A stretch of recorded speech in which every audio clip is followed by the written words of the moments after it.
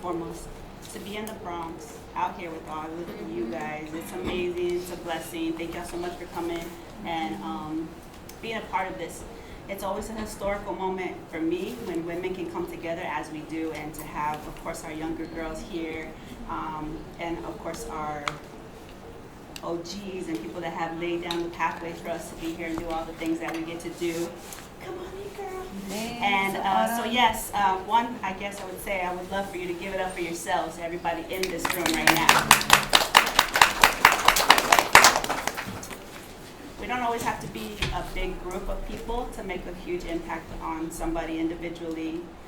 So I just want to thank Mantis for giving the opportunity to work with Bgirl City, and of course Rokafella. And make sure that anytime we're doing community work that we're, obviously working with women in the community, and you two, I am so honored that we get to finally do that together. So I hope this is the building blocks to us continue doing more. Thank you so much, Rizal, for being here. We got Buffalo in the building. New We York. got Canada in the building, JK. GI, JK. That's pretty exciting. But for now, I'm going to let Mantis take over, and we'll go from there. Thank y'all. Thank you, baby girl in the house. Putting this together, first of all, and peace and welcome to the women leading the culture discussion, the Bgirl City, Bgirl Herstory collabo. My name is Mantis, creator of Bgirl Herstory, and I'm excited to have this dope panel of B-girls here today. So we have 3 amazing B-girls, each from different generations. And so before we get into it, I'm gonna give them a little intro, and then they'll give us a little bit of how they got started.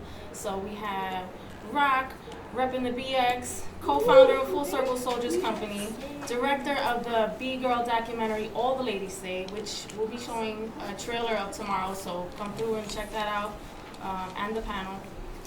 She is co-creator of Shiroga clothing brand with graffiti artist Shiro, and so much more. Stacy, aka Rizal, hailing from Buffalo, co-founded B-Flow Crew / B-Girl Collective with DJ Lisa Lux to uplift the women in hip-hop culture. She's an event organizer and co-founder of the Vibe Garden Community Hip-Hop Party with James Tian Levy. And then we got GIJK from Vancouver by way of LA, repping Supreme Beings and Diamonds in the Rough crew. Currently, she's rocking with the B-Boyism Street Dance Company and is one of 3 B-girls leading the Get Down Sisters project with the mission to cultivate a vibrant, inclusive B-girl community in Canada. Let's get it.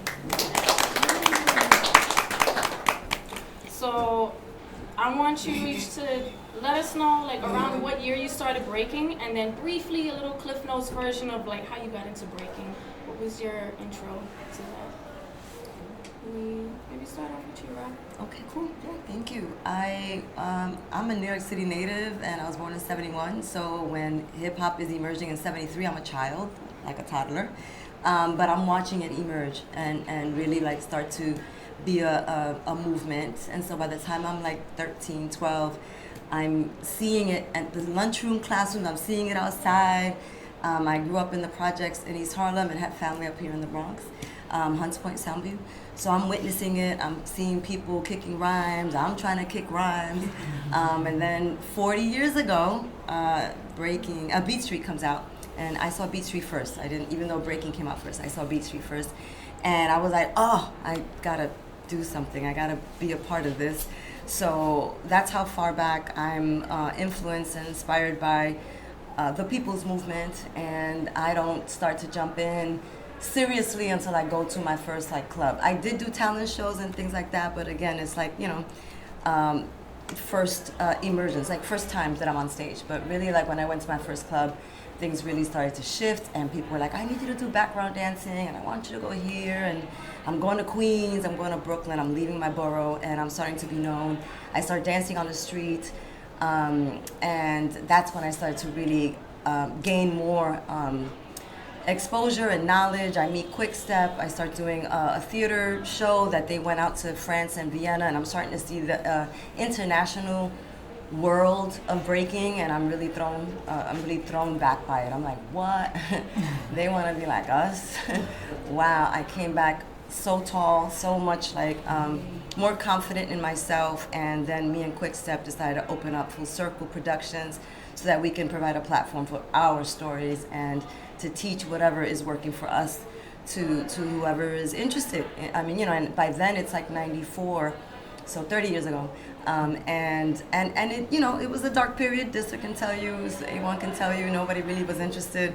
But a few people were like, let's do it. Let's not let the system fade this out and divide us and play with us. And so it's been great. It's been great. And, I'm happy to be here and share more and learn more. Because I'm still like in an exchange with whoever's out here. So, yep. Resolve, let us know how you got started, around what year. Cool. So I think I'm probably the newest, I definitely am the newest breaking on the panel. I started in 2008, and I had grown up like dancing other styles, contemporary, jazz, tap, all of that. And then I saw a picture of a girl that I knew doing a freeze, like online, she had posted, and I was like, oh, where'd you learn how to do that? Like, can you teach me, whatever? And I was really fortunate to have, there was a dance studio called Verb Dance Studio in Buffalo that opened in '05, and they had a Bgirl class by 2008. So I was able to actually go there and, learn from B-Boy Dupree. So it wasn't a woman teaching, but still, a class of other women where it was like a more supportive, comfortable space. And then, I just kind of like fell in love with dance again because there have been a couple years where I really wasn't dancing. And it's kind of like went from there, Nice. JK, Okay, my timeline is going to be really fuzzy. I want to say around 2004, that's when I was introduced to breaking. And then I didn't start to take it seriously probably 2008-ish, maybe. My older siblings, both of them, they were breakers. And my sister, she was the one that was really strong about B-girling. And so she really just, she introduced the whole shebang to me and taught me my basic steps. And then I would just look back at all the music videos that I could like find, and whatever little bit of breaking that I could see, I kept just trying to see that over and over again. Whether it was like Christina Aguilera or Britney Spears, but if there was a head spin or something, I'm like, that is so cool, And all of Chaos's music videos were on point. Looking back at Battle of the Year, the VHS that my brother owned, would look at those all the time, all the showcases, and Run DMC, It's Like That. I watched that battle over and over again. Yep, Asia One is the woman that actually inspired me to do power moves. Like, if it wasn't for me to see what was attainable, I would not be doing power moves right now. Because my sister, she's just all about just rocking. She just rocked, she did like footwork, hit her cute chair freeze. But Asia was all about like, yo, if you saw the music video, kids, if you haven't seen it yet, go search it up. Because I literally played that whole battle all the time, and I would literally look at specifically her rounds, and I would actually try to do exactly the way she did it until I'm like, okay. And then of course, you have people who tell you, okay, you can't play, but I'm like, you're I'm a kid, know. So, but no, that's basically in a nutshell of how I actually got really into breaking. So we have a New York-based and New York affiliated panel right now. So I was wondering, and Rocky brought it up, at one point did you all see Beat Street and catch Baby Love? Because she was from New York. And I was curious, like, what impact she might have had on you if you saw her and when you saw her. So did you, I know you saw her. I saw her right at the right when the wave, right when the fever is happening. And El Barrio, where I was living at, and you can ask my friends who were growing up with me, who I still hang out with, there were no girls. We didn't see any girls. It was always dudes with the boombox. In the courtyard of the projects, at the cafeteria in school, it was always the dudes. So to see her go down and throw that one round, she's the first person to throw down, second, in that film, it was like, oh my God, I gotta touch the floor. I gotta do something on the floor. If I can do something on the floor, I can get props. So it was like seeing her gave me permission. Some of my friends didn't do it, but I was like, touch the floor, gotta get down there. But I was whack. Nobody was teaching. My brother and my sister, who were 10 years older than me, were like, oh, if you want to, but we don't know how to do that. And so it was a hard, like trajectory from when I became a B-girl to how when I first saw her, that I was like, I'm a B-girl too, But it was a long, I want to say a good like 9 years between when I saw her to when I was actually breaking and traveling. So I think the seed was dropped when I saw that movie and I saw her. There's female MCs in there as well, which I do poetry, I rap, I sing. So it was also like permission granted when I saw that film. And Baby Love, I don't know, she was just super, she had that song, hey, you, the Rock City crew, make a move. We were all inspired by that, so she definitely had a huge, and I got to meet her later on in my life, so she definitely holds a very pivotal, influential place in my heart. Yeah, so it came much later for me. Like, I really didn't encounter breaking before, like I said, when I had seen the picture of my friend. Like, so I was 24 when I started breaking. And then, like, once I started, I just, like, launched into, like, all the music, all the movies, like, all the different things. I brought this because this is one of the first, like, I bought this right after I started. And this was, like, my Bible. So there was other girls that were learning, but no one that had the experience really around me. So this was like You're connected. Yep. And then just like finding breaks, like I dabble. I know how to operate a turntable. I don't DJ, but Same. But like as far as like tough. Diving into the music for me was like, I don't know, and there were sites at the time, it was like in the music piracy days were like high at that time. So I remember there was a site that just had, all it was just links to like 1 billion breaks and just going through like all of What, the B-Boy Forum? Right? It wasn't the forum though. It Yeah. was like, it probably was linked from the forum. Yeah. Yeah. It probably was linked. Yeah. That's probably how I found It it. was such a missed good that. idea. Oh, Yeah, it was they dope. took That it was down. dope, man. I know, Yeah. I got so much music from that thing. Yo, I was right? like, download, All download, the footage download, too, dude. Footage Like, was good too. wow, I the think links. everybody was on it. Yeah. It was a moment that they had everybody looking. yeah. But yeah, I was seeing Baby Love, not really seeing a lot in person. I was seeing it through movies and books and all of that. Yeah. When did you catch her? For me, she wasn't the first B-Girl I saw, so the impact wasn't as deep for me. But when I first saw her, to be honest, I first saw her in the Freshest Kids documentary. That's when I was like, oh cool, there's a B-Girl and Rocksteady crew. And then they were showing snippets of her in Beach Street, showing snippets of the music video. Yeah. And then after that, when you're really hungry about something, you start doing your own research, right? So then I was just looking up like different foundational videos, whatever I could find. And then I saw Focus, he had like an online like tutorials, and he was teaching some footworks, and then he had one that was called Baby Love. Mm-hmm. And then I was just like, Baby Love? That's the girl in the thing that I saw. And then so he was showing, I was like, oh, so that's the Baby Love. Okay, bet. But yeah, with having a mentor, like when I was getting deeper into it, my mentor, his name is Invertebrat of the Fly Antics crew, another Canadian B-girl, Van City original. She, amazing, wonderful being mentor. I'm so grateful that I had her and still have her.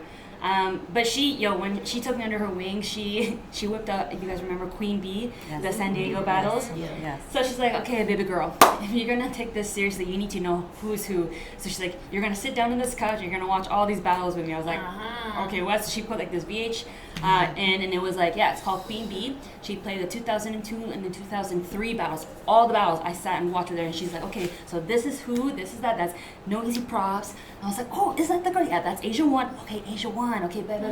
And then she was saying, who like Abby Girl was, and Floor Angels. Like, this is where, that was like my Bible. Yeah.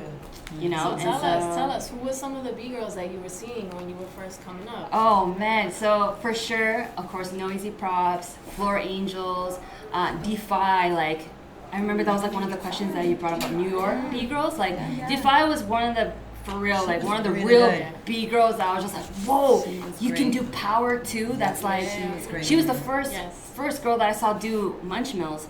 And because of her saying, again, it's all about exposure, right? And seeing what is possible. You're just like, bet, I can do that too. So when I saw her do Munch Mills, I was like, bet, I want to do that too. And so seeing her do that, Jay Skill, she was the first woman I saw do tombstones. So I was like, bet. So now I do tombstones. And then BabyGirl, the first woman I saw do halos. Because of her, I do halos. Yeah. You know, so it's just like, you know, when you see these women, you're like, bet, like, I can do that too, you know? Yes. So, so then for Angels, who else? Bebish from France, Valentine from France, Anne Nguyen from France, Tanya Movie One from Spain. Movie One, oh my God. Yo, The truth. my She's the gosh, truth. yeah. Nadia from Russia. Russia, yes. Funky Nadia, like, Yes. y'all better be writing these down, you know? Like, I can go off because It's recorded, it's yeah, recorded. because when you're hungry, like, you just want to know what else is out there. Like, what you're like, I want more, I want more. So I just like, Yeah. as soon as YouTube was like a thing, I was just like, Yes, down the rabbit hole. breakdance girls. Okay. And then you start to see, okay, be girls. Okay. And then, yeah, and then there was this battle. It was held by a group, a collective called Dime Drops, and that's Stacy Stash and I believe Melissa Bourne or something from Heartbreakers. And so they were organizing an event. It was called She Got Game, and it was a 2-on-2. And so that was another dope like event that became another Bible for me because I was just like, oh shoot. So that's when I started to see the Finland girls, T-Flow, AT, and then Narumi was pulling up Ayumi. So Ayumi, people don't know this, but Ayumi started breaking in Vancouver. So I saw her when she was younger. So I was like a teeny bopper, and I was just like, you know, I saw her always like at practice, and at that time, like, you know, her level was not is where it's at now. But it's so inspiring because I'm like, I saw her when I was a kid. And to see where she is now, you're just like, whoa, again, to see what is possible and, you know, all about your mentality, right? It's all about, you know, fixing your thoughts, fixing your, you know, your focus. And so, yeah, and then when she moved back to Japan, yo, she just... But I remember, I might be like tangenting and talking a lot, but this is just like, it's just bringing me back. It's good. I'm so excited. So I remember when I was like, I was like 16 or whatever, and I remember, so we had this, one of our main practice spots is called Robson Square, and it's like an outdoor underground ice rink. And it's so dope because it's like, it's outdoor, and especially when it's a summer, like people are just breaking on this smooth cement. And so it's like you have this huge ice ring, right? And so in the center, when there's like no ice, you have the breakers, you have some like flamenco dancers here, you have some hustle dancers here, or like even, yeah, maybe even like a capoeira artist or some kind of like something else will be happening here. But a lot of times breakers are here or they're kind of like scattered. So this is the ring, and then here you'll have like the poppers, here you have the lockers, and you go up the stairs, and then here you have like some other funk style dancers, you know. So it's just like, it's like, you know, our community, the Vancouver community was we're a tight knit crew. Like, you know, we all see each other, we're all cool with each other. So why am I bringing this up? There's a reason why I'm bringing this up. Okay, so here, one of the breakers, we're always practicing together, right? And so I remember at that time when Ayumi, she'd just be focused. She's just like practicing in the corner. And I remember one of my homies at that time, he came up to me, he's like, yo, man, did you know Ayumi has an older sister? I was like, oh, really? And he's like, yeah. Her name's Narumi, and she's actually way better than her sister. And like, and yo, the chismes, yo, like this is so funny. But it was just like, but yo, this is why she's practicing so hard because her older, like I don't know how I don't even know how he had this information.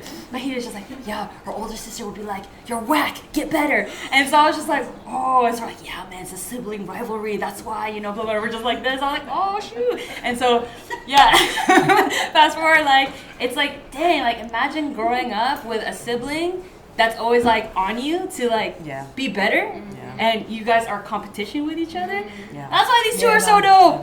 You know, that's why they're so dope. But no, that's it. I don't know why I brought that up. There's still like, you know, there's a sisterhood there, a real sisterhood. Yeah, you real know, sisterhood. Like, genetic sisterhood, but we have that, you know, in our own communities. Real quick before we go on to some other questions, who were some B-girls that you were seeing when you first started, Stacey? Yeah, it was a lot of people you just mentioned. Yeah. Ayumi Narumi, movie 1 was like my favorite. There's a picture of me and her at Outbreak where I'm like, like I'm so Jesus, so hard. Yo, movie 1 versus Narumi, that exhibition battle was like legendary. It was dope. It was just like 2 different styles, 2 different approaches. But continue. Yeah, no, I have to go back and watch that. Raka, you were the first one. What's up, Nat? Raka, definitely. One of the first I saw, Lacuna, J-Lo Rock. Actually, so we were just talking about this, JK and Lynx from Montreal. I had met all 3 of them at the same battle in like 2010. So you're definitely one of the first I saw, and I was saying to JK, like, I remember watching her and Lynx battling, and I had only battled for the first time like 6 months before that or something, and being like, oh my god, I could never do that, like, you know, to like, you know, battle at that big of a jam. I'm trying to think who else. Marisco, did I already say? Marisco. I love it, and I would see her, at different jams. Judy and Soupy, Keep Rocking You up in Toronto. I want to say I connected with them. They started that program in I think 2012 or 2013. So got linked with them, and then, you know, just Toronto was the closest to Buffalo as far as like what kind of scene there was. So I would go up there, and Can I shout out 2 other Yeah, B-girls? sure. Integrity and Trinity. Oh, When I yes, first saw them yes. 2, it was at the same time I saw Defy Yes. online. I was like, oh my gosh, what? Yeah. What is this? Like, Apple Track? What? Yeah. Yeah. And Rock, who were some of the B-girls? Well, when I was coming out, it was like just a handful. It wasn't. It was. I mean, me and Honey Rockwell were the only 2 in the Bronx. That's it.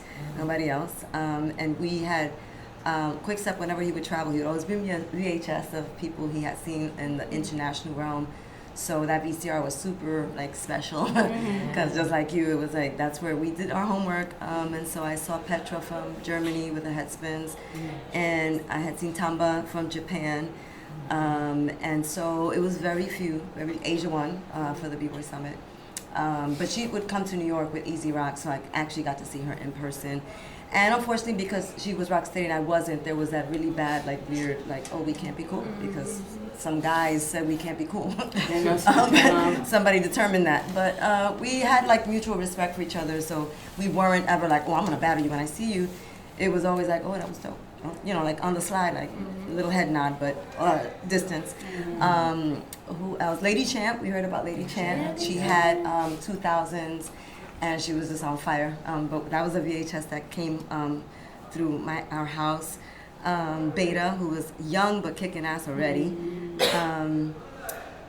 There were a few. Egypt, another one from Chicago named Egypt. B Finesse, I forget where she was from. Solstice from Virginia, I think Virginia or DC, I'm not sure, because it's always like that, Maryland, DC, right? So I think there was just a handful, and we wouldn't really get to see each other a session, unless we bought a plane ticket and went out to those events, but it was far and few between. And depending again on what the crew energy was, you just couldn't sit down and be like, hey, what's your favorite sneaker? And hey, how long have you been breaking? It was like, okay, I see you in the cypher, and I might have to jump in after you. And I don't have any real beef with you, but that's just the protocol. So sisterhood was not that easy. I know the minute I came to the scene, I was all about that shit. And I was just like, no, we got to unite and fight the power. And so it was a little difficult, but the B-girls that did come to us, like Tara, later Renegade, later J-Skills, they all started with our camp. Then it was kind of like, oh yeah, well, sisterhood could happen, but we gotta see, you know, we gotta see if the atmosphere is right, because we were still so few, and we were still the only of each group, so it just was a little bit like difficult, you know. But that's who I saw. Oh, Karima from Actual Force in France, and I had met B Beach, and there was a few other ones. There were a few other ones I met in France that I don't remember. Being two, I don't know if she maintained breaking, but Marcella from Italy. She put the fire in me and Honey Rockwell's feet. I didn't say ass, and feet. Because she came to a practice that was happening, and she just showed up, and she had all these moves, and we were like, and me and Honey Rocker were like, oh, we got our chair freeze, we got a little back spin, a little windmill, and she had way more moves. And we were like, well, what the hell are we doing? I mean, we're from the freaking birthplace. Like, why are we dilly-dallying? Like, let's get to it and, you know, get the no hands, get the munchmans, get the tracks, let's get it all. And so she really was influential. And I don't even think she meant to be. She was just being herself. And me and Honey were just kind of chilling. We were kind of playing back a little bit because back then you could just be popular for being the girl. Yeah. Because there weren't that many, so it was like a novelty. But when we saw someone from a whole nother country, Europe, in fact, we were like, hello, wait a minute. Like, okay, we got to get like ourselves on point because we're repping the actual, place where I was born. So those are the ones that I remember. Nice. And so you and Stacy, different generations, but you both started, and a lot of B-girls started with teachers that were men. Mm-hmm. So how was that? What was that like? You know, were they welcoming? Did they test you? Were they indifferent? And I'm sure there was all of the above, but I think it's all of the above, and I think when I started to really push for power moves, it was like a threat. So I think that where me and Honey Rockwell were, it was kind of like, just be happy, you're the girl, you know? And I'm not sure if Baby Love felt this too way back in the day, but I had already danced on the street, so I already had this very resistant energy towards men who cross boundaries with me. So when I come into this clique with Rocksteady and Get Original, I'm very much defiant. So as I start getting more moves, and they're like, you don't need all those moves, and I'm like, why? Are you threatened? And I think us getting more moves made them a little unsettled. And so Quick Step brought me to his teachers, Float, German, and a bunch of other people. And they were like, yeah, get the windmills. This is how you do the scoop, and this is the no hand. And, you know, they were so open. But when I would go back to these OG Rocksteady member, whatever, they were like, why? Oh, look at your bruises. Oh, my God. Oh, that looks sexy. You know, and I was just like, I don't care what you think. You mean nothing. Are you talking? Yeah. We're dancing. You know? So, so it was difficult in finding the dudes that would impart knowledge, put your elbow here, not here. Mm-hmm. So that part was difficult. But once you found that person and then you went back to them with progress, oh, you learned that? Oh, well, here's the next thing. You got to do this now. So that part was an indication to me that, oh, I can get better. And I just have to find the right, formula, the right team, like anything. And I think I'm going to go far. So that's what I want to say to that. nice. How about you, Steve? Yeah. So I think, again, I was really fortunate. Dupree gave me a really great foundation.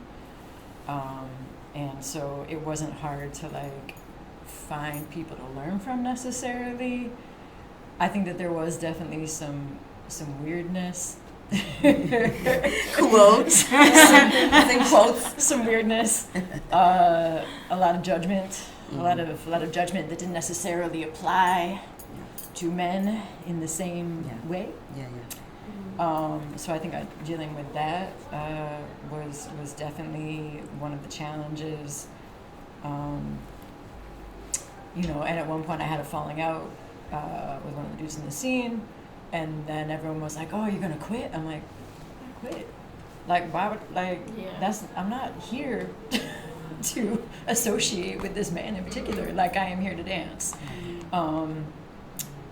So yeah, and then I feel like it was definitely a lot of pitting women against each other. Yeah. We were talking about this earlier of just oh, there's another woman, go smoke her, go annihilate her. And I'm like, but what if I want to just talk to her and be cool? I'm down for the exchange, but like you said, it was protocol, right? Oh, another woman has done something, you must challenge. Yeah, be the challenger, beat her. Yeah. Where I was like, oh, it's another B-girl, yes, because I just didn't have that. Yes, happiness. And then even with the other girls that were learning, because there were a couple that were learning around the same time as me, it was kind of like a frenemy situation to some degree, because again, somehow, without trying to, we're in competition with one another. Right.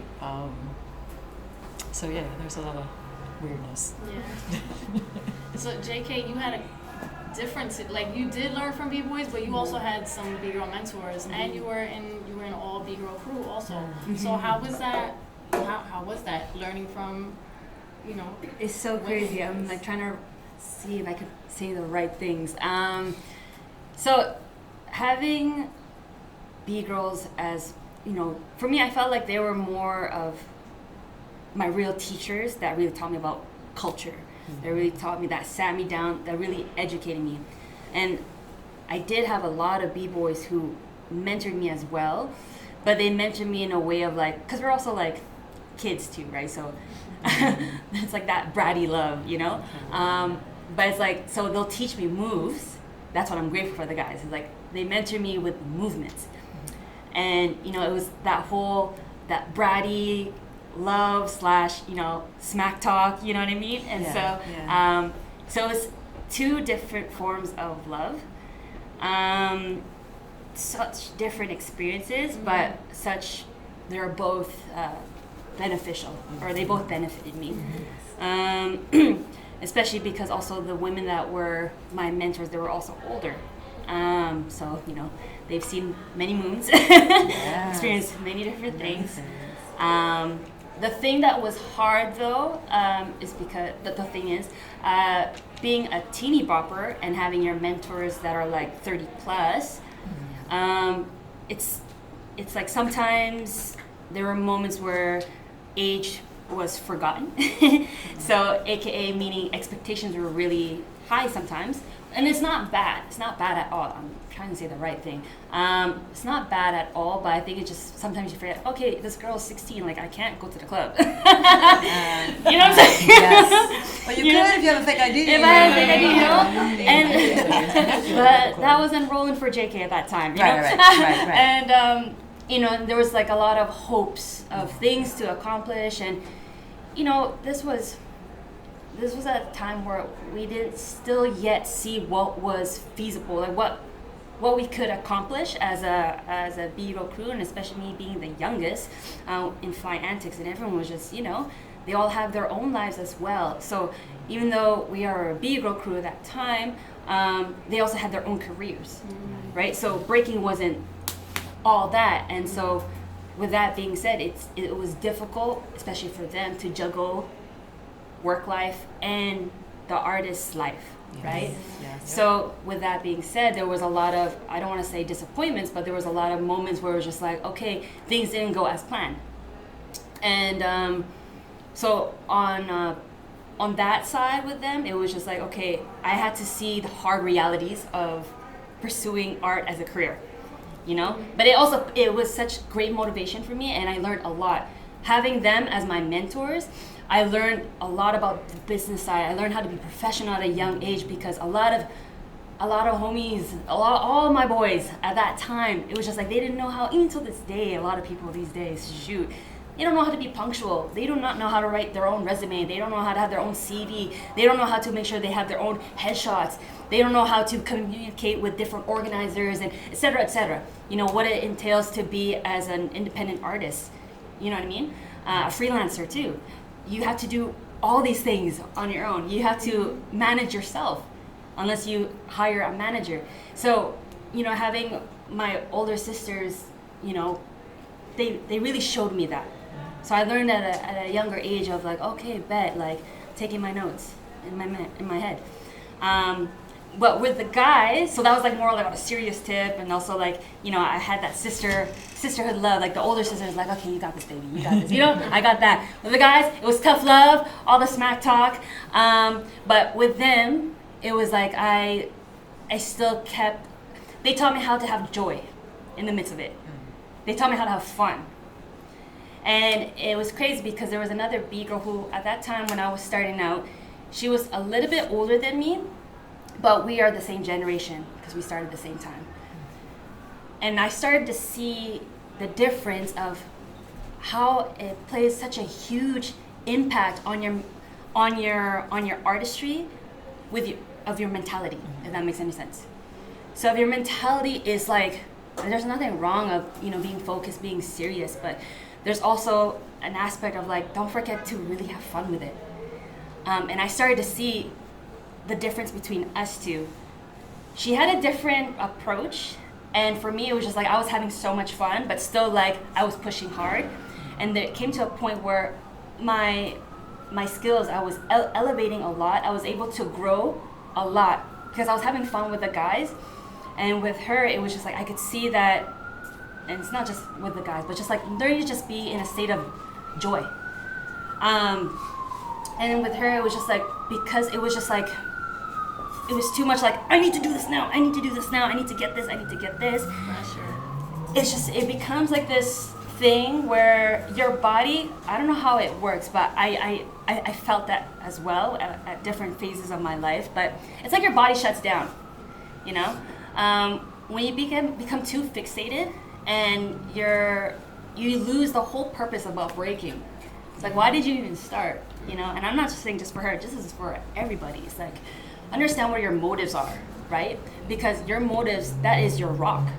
That is your firm foundation. That's what's gonna keep you going no matter what the storm is, right? So it's just, you know, regardless of whatever it is happening, at the end of the day, I'm like, I'll come back to this tomorrow. Mm-hmm. You know what I mean? Whereas if you're so fixated and you're a little bit on the OCD tip, it's like you're not allowing your body to digest and to process what it is that you're working on, right? Yes. There's a thing called muscle memory. And so if you're constantly practicing something that's not the correct way, that's all your body is going to know that. If there's no correction, and at the same time you're not giving yourself rest, you're going to be doing the same thing over and over and over again. So I started to see her getting stuck, and I'm probably going way off right now, so you can cut me whenever. Okay. Because I can just keep talking. But at the end of the day, I was trying to say that having fun in what you do is gonna sound cheesy, corn dog, but it's so crucial. If you do want to grow, right? It's something that you have to be like, okay, like you have to learn to kamate. Yeah. And so I even saw that with my crew, my big sisters, because they were so serious about, okay, we wanna do all this stuff. They were also not growing as hard because of frustrations and mental blocks. And again, when you're too, I hope I'm saying the right things, but it's just we get you. You had your moment with your girl crew, with your squad, and they helped you grow as a person. And then the dudes gave you another element, and together they, it really worked for you, and helped you grow. And now that's awesome. Boom. And I was wondering for Rock and Stacy, because y'all had more of a male guidance coming up.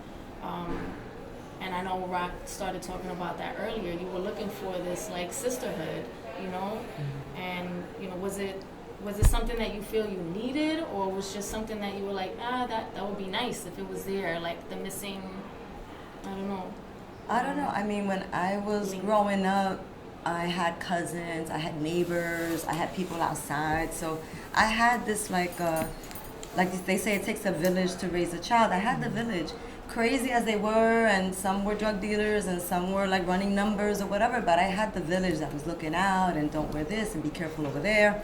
So I had that. I had aunties that were like lipsticked up or could really throw a good punch. So I think I had like everything out there. When I came to breaking, I was still trying to, like you said, have fun. But I realized like breaking was really hard to learn. It wasn't something that I could quickly pick up, and I'm a very quick study. And so that's when, and I had played basketball before, so I understand like the journey, the process. But breaking takes a long time to get good. That's just hands down. Anybody who's interested, I'm like, you got 6 or 7 years to put into this, because you're not gonna get no return on it until about that, that chunk of time you give in. So I think the structure part is great for people like myself, coming from like the chaos of the streets, whatever. The structure is great. It gave me discipline. But I also like the freestyle aspect. I like the tough, the aggression. I like calling people out. I like losing too, because I'd be like, I'm gonna get you next week. So it was kind of cool. It was like, like I guess when you go into the aggression, hostility that exists in our communities, it's a way to let off, and like it's therapeutic. But the sisterhood would be like you know, I got my period today. Does anybody have a pad? You know, like something like that, you know? And for someone to be like, oh yeah, sure, boom. And I'd be like, okay, cool. And then, man, do you take Pamper and Tylenol? Like, what do you take? You know, like that stuff. Like, you know, are your panties always sweaty? Like, you know, how do you do it? Do you bring other panties? Like, that stuff was so Definitely like bring other. helpful when we were in the background. Yeah, Like, you can't go and say that to your b-boy friends. Like, hey, no, yeah. Or like a place to change and everybody else Right, to change their life. yeah, you know, or my breasts are really sore, I don't feel like wearing a sports bra today, like, no, they're just gonna hang, I don't care, but if I pinch them on the chair, I don't care, pinch them, you know, like, those type of things were like, who do I share that with? Yeah, and I'd be like, it's not TMI, you need to know you're gonna have a daughter one day, you're gonna have a wife, like, what, you know, so I think that was some of it. But the other part that I felt was really lacking was when we were going into, like you said, those weird situations where something became toxic or something was not fair. Something was, well, because he's interested in me, I'm not interested back, so now he's cutting me out of everything. It would have been nice for me to talk to another sister, like, yo, can you believe what's happening? I couldn't talk to anybody because everybody's like, well, that's you, hey, you know, you gotta make your bed, you gotta lay in it. Yeah, so I think the sisterhood would have been better. I mean, I feel like it's there today, and in your generation too, it's there, but it wasn't for ours, and we kind of just had to cut our teeth like that, which, you know, for better or for worse, you become so independent, you become so insolent at one point, you know, that you're just like, I'm a one-man army, a one-woman army. So whatever's coming, I can combat it. But it feels nice when you do have someone of your own age, your own like similar experience that can share something like that and tell you it's gonna be all right. Or you know what? Don't worry about them. They're full of shit. Don't worry about it. That always kind of felt like, oh, okay, cool. I'm not crazy. This is okay. Yep. Good. Hey. But yeah. Yeah, similarly, like, I think, well, let's see, what's the question? Did you feel Were you like looking you for needed, sisterhood? were Did you feel like looking you for needed sisterhood, it? or were you like thriving with the guys? I think it was, you know, both are valuable, right? So, I think there was a lot of value in coming up around, like, pretty much all men, you know, and that, like, it wasn't, the expectations weren't super different. You know what I mean? Like, yeah, there was like girl props, like that was definitely a thing. Right. You know, or I would stand out because I was one of like 2 women that were, you know, battling and whatnot. But I definitely did, like, I think when I found it, so when I first did go up to Toronto and they had the Toronto Bgirl movement, and I was just like, what? This is, like, Yeah, you know, because I so many b-girls. Yeah. Not like you walk into a room and you're like, oh, the one b-girl over there, and then the guys behind you were like, go battle her. you know, and it was all women, and we could talk about some of those things, you know, just like experience we'd had, or, you know, some of those specific things that the guys don't have to necessarily deal with. Right. Then that definitely opened up a world for me, and it also really inspired me to want to do more programming, right, for other women. Seeing the B-Girl movement in Toronto and Keep Rocking You, and I was just like, ooh, like maybe I can get, you know, some of these more women involved in Buffalo, and so like I feel like that kind of led to my work now. But yeah, I think both are valuable. You know what I mean? No matter what experiences you have in life, right? There's a value in all of that. Yeah. So. Yeah. JK, I know you did have your girl crew and your dudes. Did you ever wish you had like another female that was around your age? Oh yeah, totally. I totally did, because, you know, I had girls that were in high school with me too, but they did it just because, you know, they were like the girlfriend, Yeah. right? So it was just like in and out. So for a hot minute, I was like, oh man, when am I gonna have like, you know, my partner in crime? Yeah. It took a few years, but you know, my crewmate, Momo Peach from Japan, I love her. she's in Vancouver. She's in my crew, Diamonds in the Rough. So when she finally moved to Vancouver, yo, we were just like, it took a hot minute. It took a hot minute, but it was really cool to finally be you know, with someone who was around the same age, same generation. And we just, yeah, same thing, just we're able to share in so many different ways, you know? So each of you is kind of putting work towards building sisterhood in the scene. You know, JK with the Get Down Sisters, and you also were doing some like B-Girl brunches at one point, like a few years back before COVID, right? And Resolve with the B-Flow Collective, and your connection with Judy in Toronto with the B-Girl movement you were talking about, and Rock, All the Ladies Say, and the We B-Girls tour. So like, what do y'all think that B-Girl sisterhood will look like in this best case scenario? What do you think are our responsibilities for these newer B-Girls and the new generation coming up? Because it is going more into this like competition based, you know, we got the Olympics and all this stuff, so it is different than it was, you know, for you when you first started, and with the trajectory that is going in. What do you think this new generation needs for you know, more sisterhood and more connection? I mean, honestly, I became a woman in hip hop, which is like almost like people don't even understand that. But through hip hop, I became a more confident person that then accepted, okay, well, this is who I am, and yeah, maybe I give birth, maybe I don't. You know, I grew up in hip hop, and I think that's what art does in the end. Art, whether it's hip hop or not, art helps you evolve. It helps you expand. So you start maybe painting, but then in the end, you're doing this metallic whatever installations for an airport. It's this like trajectory. You start here, and then with each 5 or 10 years, you're kind of being summoned to release more into the world, and you're releasing into the world because of what the world is pouring into you. And so it's this great like exchange that happens. So I feel like if I was able to be so comfortable like I am now in my personhood, in my humanity, in my artistry, I feel like that's something that everybody should be talking about and being sensitive about. Like, okay, you start here, you're gonna love the movement, then you're gonna be tested and you're gonna battle, and then you're not gonna be the flavor of the month. Right. So then now you're getting older too. Like, there's all these different chapters to it. And so if we can be a little more like open about, yeah, this is gonna happen, yeah, that's gonna happen too. Okay, well, we're here when this happens. I think that that's what's gonna help. Like, not just having everybody experience these things like as a surprise. Right. No, yeah, that happens. And yeah, so the generational dialogue I think is super important, and that's something that we were asking the country when we were doing these like national Zoom meetings during COVID.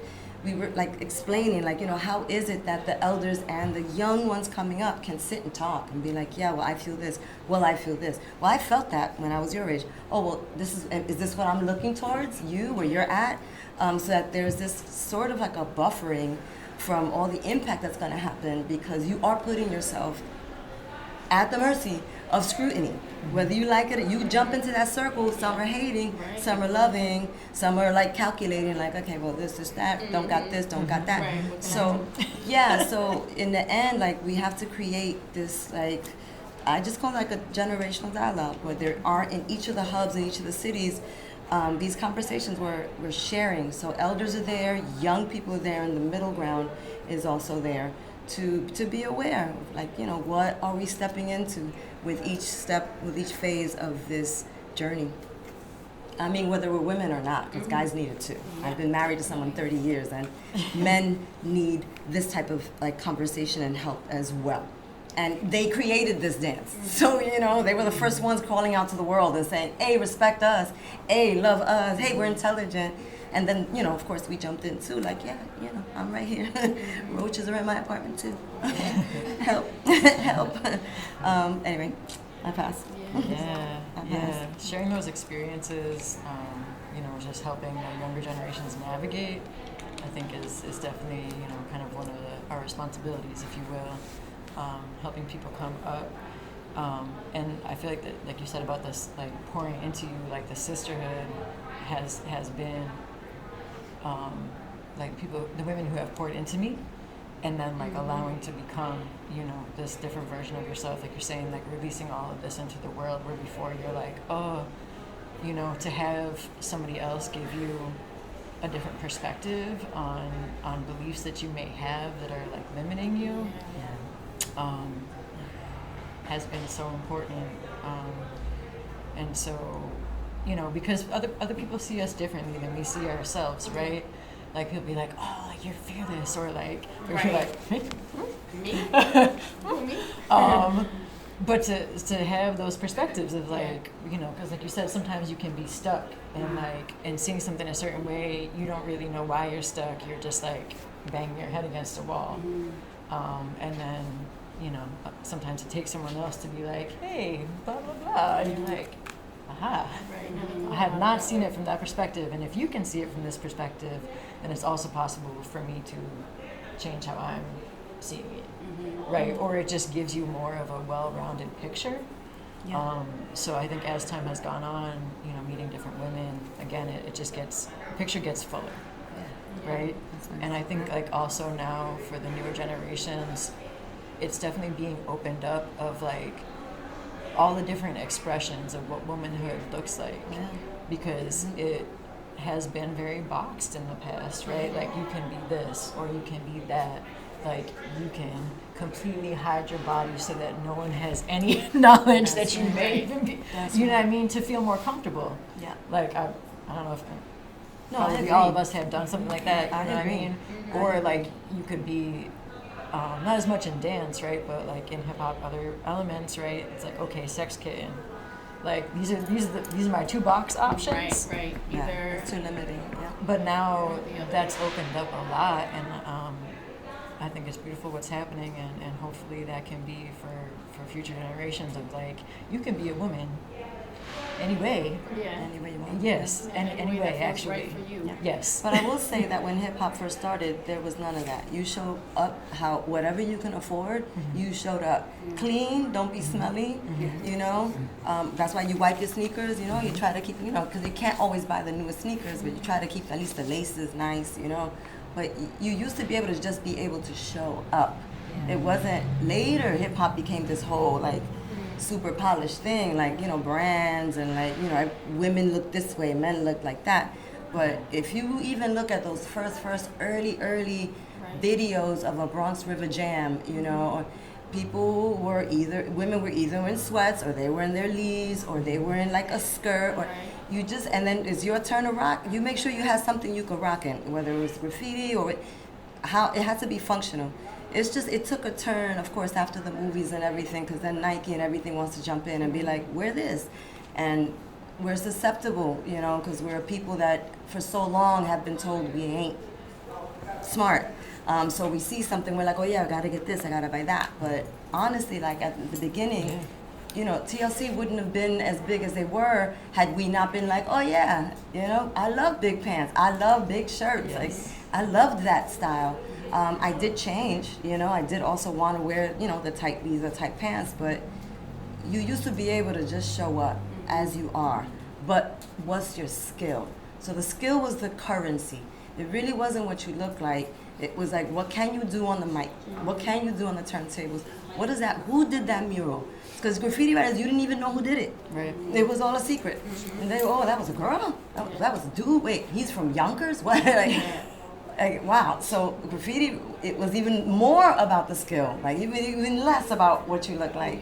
You know, You yeah. didn't want to hide that. So the rap, right, and so the rap then, because it became so prominent and so supported by the industry, rap then started to say, oh no, you have to look like this and like that, and we don't want, you know, Heather B, Lady of Rage, even Roxanne, Lauryn Hill shifted it for us.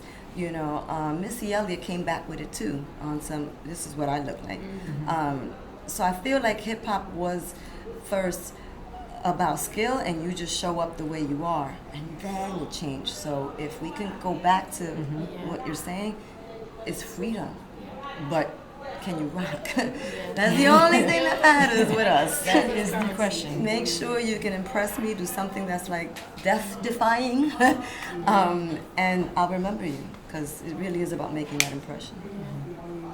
JK, how do you feel about this like next generation? And maybe tell us a little bit about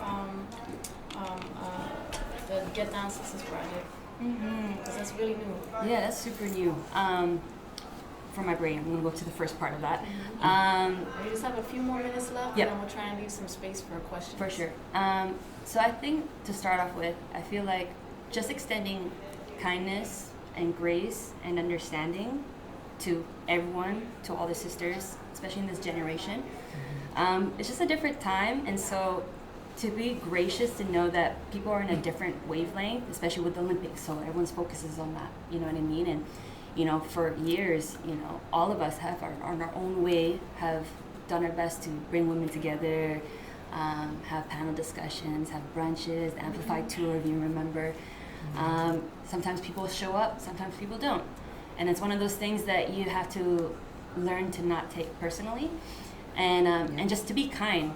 And kind of like what we brought up before when we were coming up, it was like a lot of guys that were putting us against women. So it was just a part of us to be against another girl. And so showing up to events now, it's just, I feel like if you have the opportunity, just be kind. We've known each other for a hot minute. We don't live in the same city, but for me, we've had a sisterhood. Because I know, because through kindness, through connection, I know that I can just hit you up like, yo, Mantis, what's good, man? I love you, I miss you, and you know, we'll always have that. So that's what I think about this time, is just having that understanding of where people are at and not take it personally. The Get Down sisters, me and my sisters, Emma, or Emmanuel, and Momo, this is super duper new. We're trying our best to receive as much funding as we can, but we want to slowly start building small events across Canada, and we want to lead up to a big final event at the end of the year, and which each event, it's like a day thing where we will have a panel discussion, and we will have workshops, and then we'll have a final cipher. We don't want it to be like a battle or anything, just a cute cipher. But for the main event at the end of the year, aka next March, we're hoping, and I was talking to BabyGirl about this, we'll see what happens, God, Lord willing, that in this cipher we can fly out, you know, someone to come to the States from Canada, you know, and we want to invite, you know, OG B-girls who've been holding down to potentially judge this cipher. You know, it's kind of like almost like a cipher addict style, but also not as stressful. This is the early stages, so this is still new, we're still talking, but our heart is to reach different cities in Canada and trying to like bring people in, you know? That sounds great. Yeah. There was an event in '06, I think. Asia One helped to put it together. Rachel Ramis in Minneapolis. It was called Bgirl B. Does anybody remember that? I think they did it for 3 years straight. I only attended the last two, but it was amazing. It was an amazing. They brought together MCs, DJs, graffiti writers, and B-girls. They had theater performances, and there were no battles. But it was just a feeling of like, wow, there's all these other women doing other elements that are in the same space for a weekend. And it was just like super eye-opening to then sit with all these other elements and talk. And a graffiti writer talking to a DJ, talking to a B-girl, and everybody's just sharing these like experiences, but also best practices. So I really, that was only 3 years, and it was a grant that they got at Intermediate Arts. But if you're able to create something like that, like for dancers, it would be amazing. It would be amazing because it's like almost the time for that. We always, now we see each other more at events. We're not really hanging out. You know, we used to just hang out. I mean, I don't know, you remember the Unisphere over there in Flushing Meadow Park, which is a similar spot to what you're talking about. We used to just go out there and just break, you know, and it was like a way to see you again. How you doing? Oh my God, oh, it's your birthday? Oh, you got married? Somebody got married? What? It was this beautiful just being together. There was no prize, no judges. It was just, the prize was being together. I know that there have to be competitive, you know, platforms because it gives people goals. But it would be great if this new generation that's coming up are social. Yeah, they're definitely not. I don't want to cut y'all off, but we Yes. just, right at the end, we're supposed to be starting a workshop like now. So if anybody has any questions. It's a little question. You touched a little bit about the like balancing, having fun, and then also like you still want to work, right? And you get people do you have any tips to like find that balance so you don't get caught in the OCD? Like I have to Oh, just do yeah. this versus getting caught in just going to ciphers or like talking at practice and you know. Yeah, finding that balance is super hard. Trust, I know it's super hard. But you know what's really cool? Do you have like a group of friends or you know that you practice with that you trust, or do you mainly like practice by yourself or? I kind of hop around. Okay, cool. Well, for me, like depending if I'm by myself or if I'm with other people. If I'm with other people, there's this game called Horse, and it's super duper dope. It's like a stacking game, and so with this also helped increase my my skills as well, because it's like I don't know if you're familiar with Horse, but it's a game where like if it's like us four, like I have a move, she takes my move and she adds on to it. She takes both of the moves and she adds on, and it goes on and on until like someone messes up and you're like, oh, you get H, you know, and then if you spell horse then you lose, right? So that was something that I used to play with the guys that actually helped me, because you know having different people with a different perspective, it's like, okay, I'm gonna do this freeze, but this guy did this freeze. How am I gonna get out of this, or how am I gonna get into this? You know what I mean? So it's just like you start to learn different entrances and exits, and even learn to know how to do a different kind of stack or different transitions. You know, so that was also one thing that would help make things a little bit more lighter and spirited, light and spirit. Another thing that you can do is I try to, you know, I'll have like my book, as I think we all do, you know, you write down a bunch of your moves, but also know that it's okay. You have to remind yourself it's okay if you don't go through all of it, and just make a moment where you are able to just cipher. And if you feel like that, you know, a good determining factor for me is like if you start to feel like you're losing peace, right, and you start to feel frustrated, that's like your point of like, okay, switch things up. Yeah. Whether it's just like you can dance a different style, There you go. or I was gonna like say that. you know I was you gonna or use like it. you know just like switch things up, right? So just listen to yourself. If you like feel like this, okay, kamate. Yeah. That's the best I can do. Yeah, that was really good. I would definitely like to quickly add to Yeah, that. Yeah, like I would definitely like if I was depending on how I was feeling at practice, right?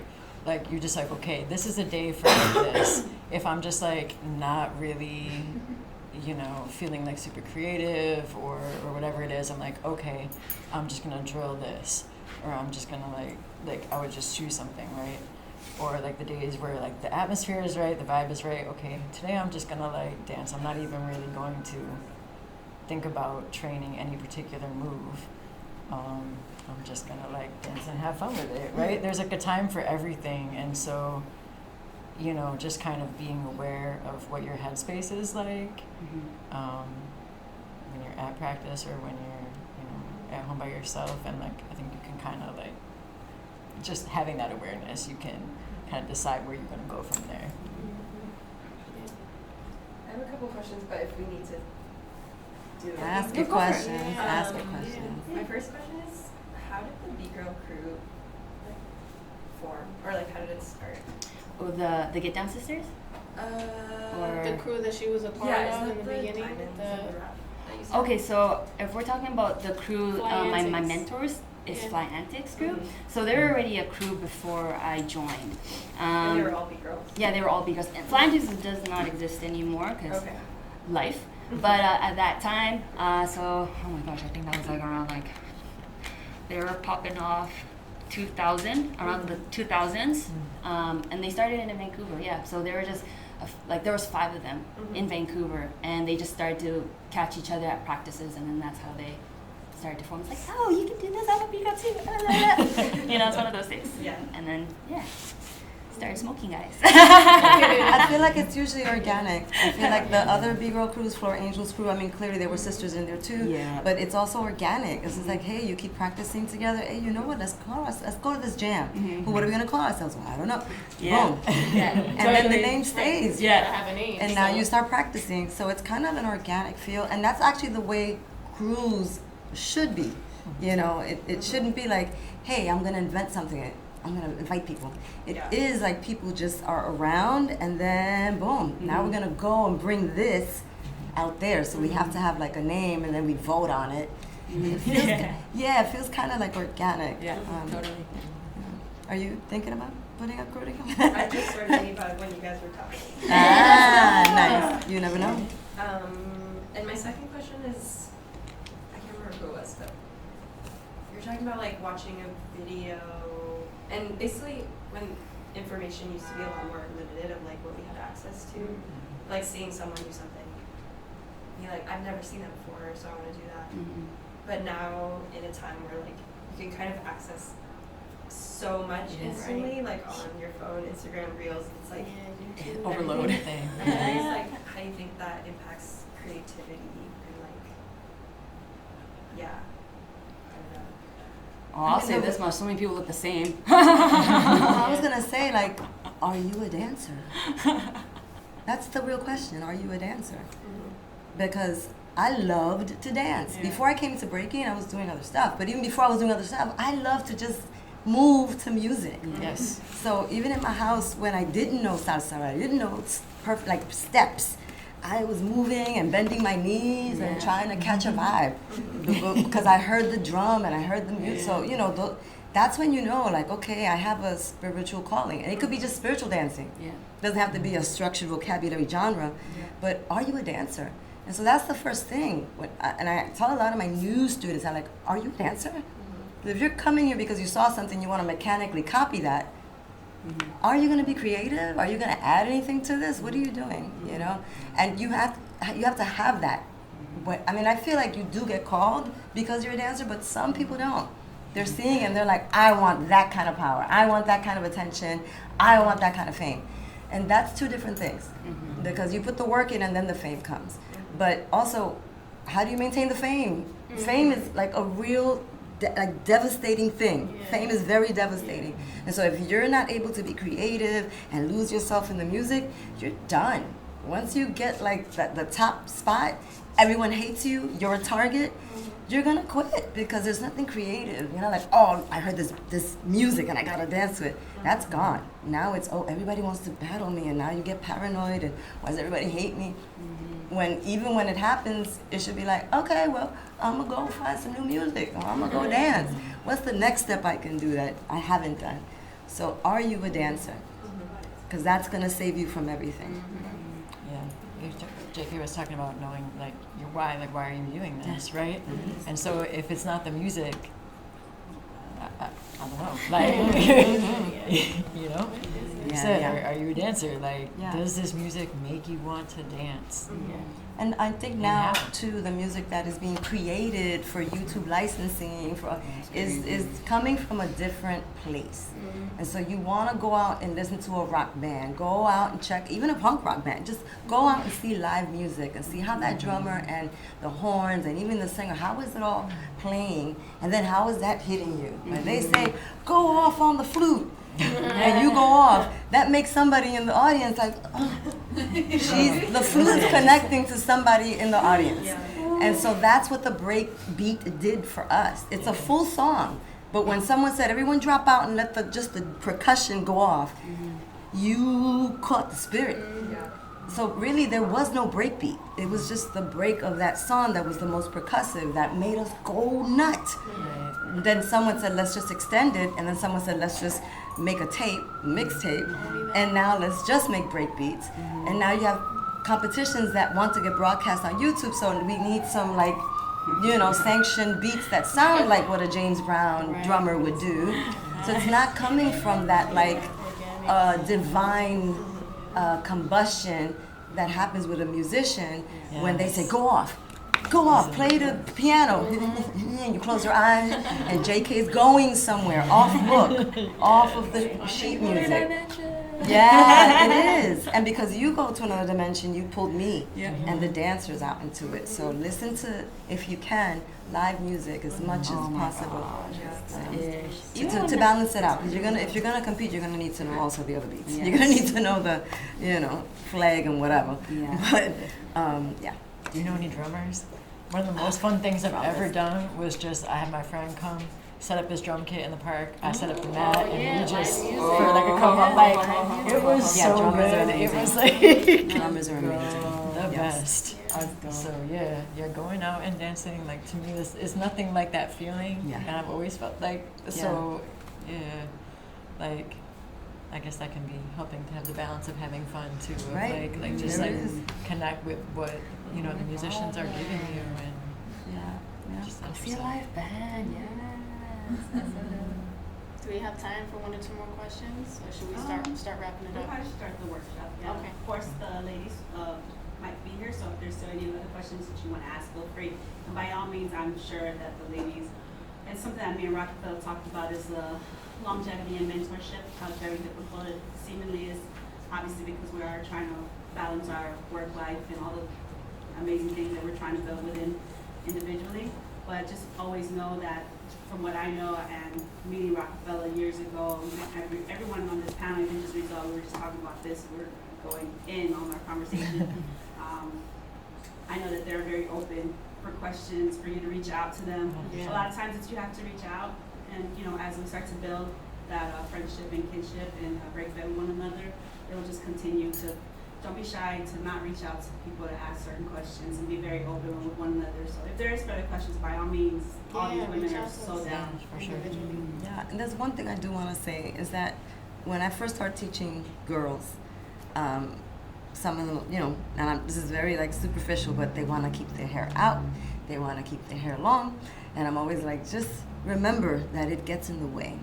Yeah, just it's not even like I'm trying to change you or anything, but because we have been told we should have long hair, it has, for me, my students, I have to tell them to put it back, put it away. If you're gonna do a ponytail, do a low ponytail, because especially if you're gonna do spins or any freezes, it just kind of gets in the way. So I just wanted to just be on record saying that, because some of my students be like, Rock tries to change me. I ain't trying to change you. I'm trying to set you up for the other moves that are coming, where it'll slap you in the face. Yep. Like whenever you see me with braids, Stuck under the you stuck get under the stuck arm when you under get the, free. and so it's like you do want to tuck it back. We're And trying to save you. yeah, and I know you wear braids, I wear braids, but when we're off duty, because when we're gonna dance, you will not see. My hair goes back, and there's nothing special about it. The special is the moves. Anyway, just wanted to say that. Just wanted to say. Yeah, so thank you for BabyGirl for bringing BabyGirl, Bgirl City. Shout out to Speedy D out there for providing this venue, and United Hip Hop Vanguard and Full Circle for sponsoring. And thank you guys so much for coming through, because it's important, and y'all being here is proof that we need things like this happening. And so make sure you come early tomorrow to catch these little trailer documentaries and the panel discussion. There's another one About the filmmakers. Yes. who made that. So that's at 3:30 tomorrow. And then we have the workshop happening. And real quick, just give us your IGs for if whoever doesn't know. Mine is at everydayjk47. Do not look up just JK47 because you will not find her. Oh, Every time I'm okay. going to tag, you're like, every day. Every day. JK47, yes. Mine is at Stacy Van B, STACYVANB. And then I also have these for everybody if anyone wants one. So the B-Flow Girls one is B.FLO Girls. So how long has that crew been around? We started at the end of 2021. Nice. Yeah. Congrats. And mine is at the Rokafella. So, La Rokafella. I will be singing tomorrow, by the way, right before the B-Girl battle. I will be singing one song. So, Stay for that special oh my performance. God, yes, pouring out for you all. Sign. You're so sweet. Oh man. So we'll take a little break, ladies, about a 5-minute break. There's some bigger foods out here. You can feel free to eat all you want. It's fine. And then we're going to come back to the 4JK's workshop. Can we take a group photo real Yes, quickly, of course. and then we can tag everybody? Is it just me, or are you still teaching too? I'm not. Little ones in front? Yeah.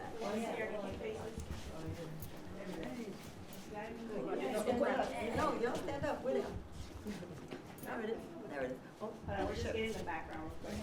Background. She said. Which way are we looking? Yeah. Thank you, baby girl.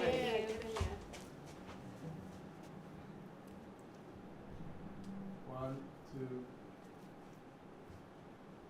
More. 1, 2. Now you guys gotta look cool. Now freeze. Oh, we're not cool? That's natural. Uh-oh.